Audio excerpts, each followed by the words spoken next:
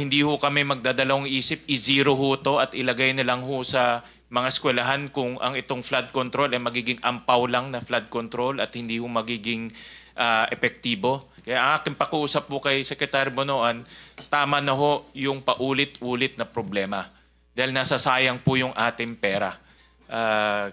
Kami rin po sa Valenzuela, hindi rin po kami ligtas sa pagbabaha. Noong 2024, kami rin po ay nagkaroon ng halos 2,000 na mga evacuees dahil binaho kami sa Bagyong Carina. This year, another 2,000 rin po dahil binabaho kami ulit. At sa pag-ikot ho namin sa iba't ibang parte ho ng ating bansa, katulad po sa Bulacan, sa lalawigan po ng ating majority leader, sa Kalumpit at sa Hagonoy, ganun rin po ang nararanasan ho nila. Hindi lang isang beses, hindi lang dalawang beses, napakatagal ho, dekada na yung nararanasan ho nila sa baha. At kaya ho ang aking pakiusap kay Secretary Bonoan, dahil nandito ho siya, this 2026, hindi na ho pwedeng business as usual. Hindi na ho natin pwedeng ulit-ulitin yung ginagawa ho natin sa loob po na napakaraming taon na. Nakita ko ho, this 2026 budget, meron na naman 274 billion pesos for flood control.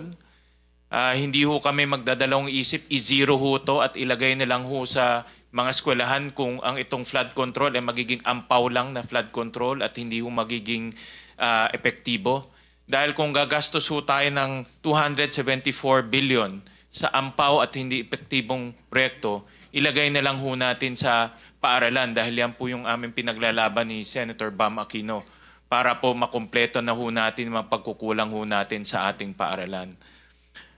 Sa loob po ng 5 taon, from 2022 to 2025, gumastos na po ang gobyerno ng 1.4 trillion pesos in terms of flood control projects.